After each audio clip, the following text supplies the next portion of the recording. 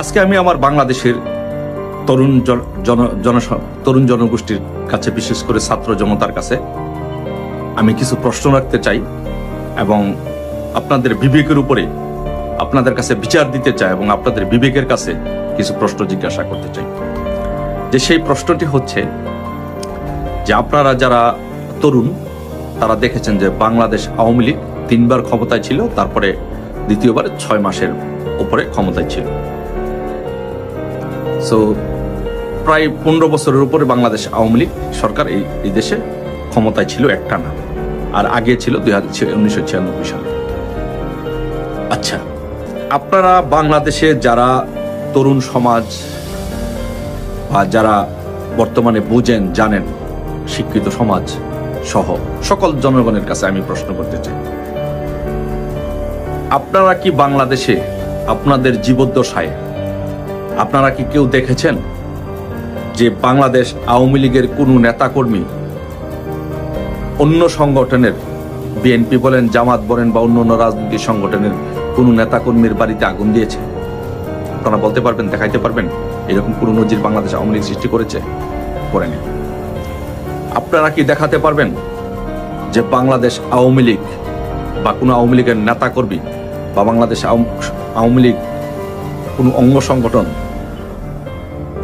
কারো বাড়িতে গিয়ে, কারো প্রতিষ্ঠা বেগম খালেদা জিয়া বলেন বা জিয়াউর রহমান বলেন, কারো বাড়িতে গিয়ে আগুন ধরিয়ে দিয়েছে, কারো স্থাপনায় আগুন ধরিয়ে দিয়েছে, কারো সম্পদ লুণ্ঠন করে নিয়ে গেছে, কারো ব্যবসা প্রতিষ্ঠানে আগুন দিয়েছে?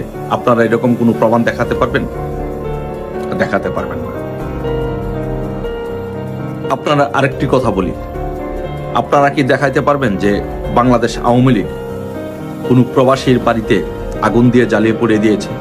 যে প্রবাসী পুরা আওয়ামী লীগের সময়টুকু সে বিদেশে ছিল।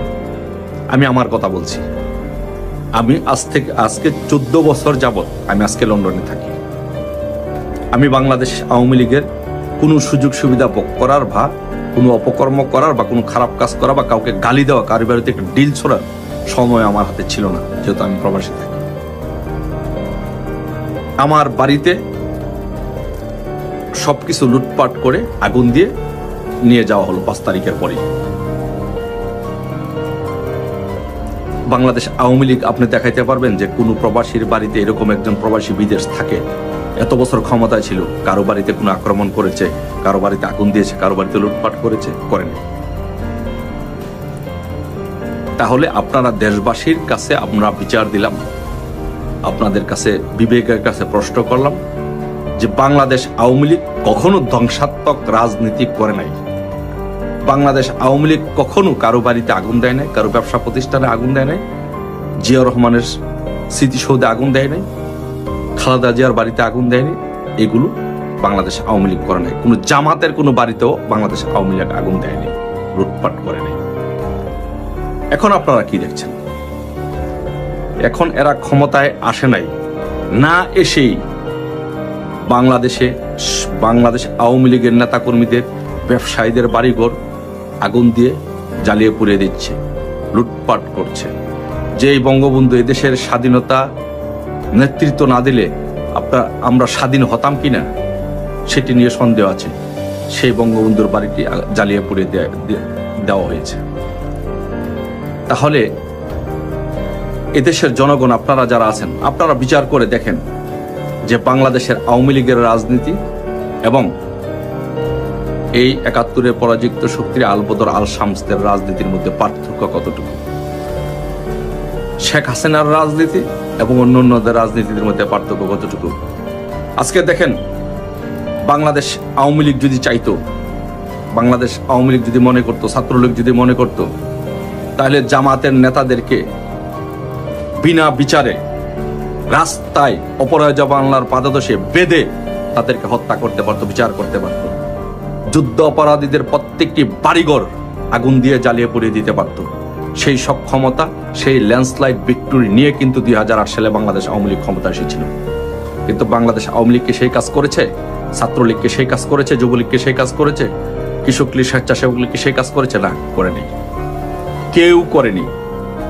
৭১-এ যারা মানবাধিকারের অপরাধ করেছিল, মানবাধিকার লঙ্ঘন করেছিল, তাদের বিচার আন্তর্জাতিক আদালত, আন্তর্জাতিক আইন মেনে, ইন্টারন্যাশনাল স্ট্যান্ডার্ডে তাদের বিচার হয়েছে এবং বিচার হচ্ছিল। কিন্তু আজকে কি হচ্ছে? বাংলাদেশে আজকে যেন একটা মৃত্যুপুরীতে পরিণত করেছে। বাংলাদেশ যেন আফগানিস্তান, বাংলাদেশ যেন আরেকটা প্যালেস্টাইন রাষ্ট্র হিসেবে বাংলাদেশ যেন আজকে আমাদের কাছে মনে হচ্ছে। সকল জায়গায় আগুন আগুন আগুন, ভাঙচুর, লুটপাট। এই কোন দেশে আমরা বসবাস করছি? আমরা কি প্যালেস্টাইনে বসবাস করছি না আফগানিস্তানে বসবাস করছি? আপনারা দেখেন, আরেকটি বিষয় আপনাদের কাছে আমি উপস্থাপন করি, আপনাদের বিচারের ভার আপনাদের কাছে দেই। এই ইউনূস অপরাধ করেছে, ট্যাক্সের টাকা ফাঁকি দিয়েছে, তার আদালত ফেস করতে হয়েছে, সে আদালত ফেস করেছে। এক ছাত্রলীগের একজন কর্মী বা আমাদের অঙ্গ সংগঠনের একজন কর্মী কিন্তু তার গ্রামীণ সেন্টারে কিন্তু একটা ডিলও ছড়েনি। এটা হচ্ছে বাংলাদেশ আওয়ামী লীগ। বাংলাদেশ আওয়ামী লীগ আইনের শাসনে বিশ্বাস করে। বাংলাদেশ ছাত্রলীগ, বাংলাদেশ আওয়ামী লীগ আইনের শাসনকে শ্রদ্ধা করে। আর আপনারা এখন বিচার করে দেখেন, এই জামাত, শিবির, আল বদর, আল শামসে যে সমন্বয়কারীরা, জঙ্গি সংগঠনের ইউনূসের জঙ্গি বাহিনী আজকে কি করছে? আজকে কেউ মুখ খুলে কথা বললে তাকে গ্রেফতার করছে। বাংলাদেশের মিডিয়াগুলো মুখ খুলে কথা বলতে পারছে না, কোনো সংবাদ পরিবেশন করতে পারছে না, কোনো মানুষ আজকে কথা বলতে পারছে। যে কথা বলছে তাকেই গ্রেফতার করা হচ্ছে, তার বিরুদ্ধে গ্রেফতারি পরোয়ানা জারি করা হচ্ছে। যে কথা বলছে তার বাড়িতে হামলা করা হচ্ছে, তাদেরকে কোর্টে যদি কোনো আইনজীবী কথা বলছে তাকে লাঞ্ছনা করা হচ্ছে, কোর্টে যদি কোনো আসামি নেওয়া হচ্ছে তাকে ওই কোর্টেই তাদেরকে হামলা করা হচ্ছে। এই কোন বাংলাদেশে আমরা বসবাস করি? বাংলাদেশ আওয়ামী লীগ কি এগুলো করেছে? আপনারা শুধু একবার চিন্তা করে দেখেন যে বাংলাদেশ আওয়ামী লীগ যদি চাইতো তাহলে কি জামাতের নেতাদের বাড়িঘর কি ভেঙে চুরে দিতে পারতো?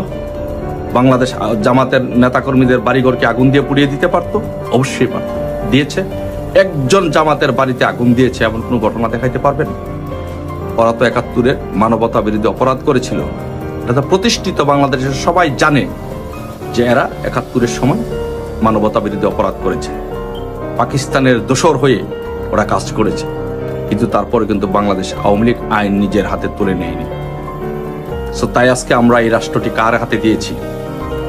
শেখ হাসিনাকে সরিয়ে আমরা কার কাছে এই রাষ্ট্রের দায়িত্ব দিয়েছি? এটা আপনাদের কাছে বিচার দিলাম। আর সেই বিচারে যদি, আপনাদের বিবেকের বিচারে যদি ওরা যদি দোষী সাব্যস্ত হয়, ওদেরকে বয়কট করুন। আর যদি মনে করে যে না, শেখ হাসিনা এদেশের জন্য ভালো ছিল, এদেশের জন্য কাজ করেছিল, আসুন ঐক্যবদ্ধভাবে শেখ হাসিনার জন্য কাজ করে শেখ হাসিনাকে এদেশে ফিরিয়ে এনে এদেশকে রক্ষা করি। আপনি রক্ষা পাবেন, আমি রক্ষা পাবো, আপনার পরিবার রক্ষা পাবে, আমার পরিবার রক্ষা পাবে, সমাজ রক্ষা পাবে, দেশ রক্ষা পাবে। আর যদি সেটি করতে আমরা ব্যর্থ হই, এই ব্যর্থতার দায় আপনাকে নিতে হবে, আমাকে নিতে হবে, গোটা দেশকে নিতে হবে। তালেবানি রাষ্ট্রের দিকে আমাদের বাংলাদেশ ধাবিত হবে। সবার শুভবুদ্ধির উদয় হোক, বাংলাদেশের জন্য সবাই কাজ করার মতো বিবেক জাগ্রত। ভালো থাকবেন সবাই। জয় বাংলা, জয় বঙ্গবন্ধু।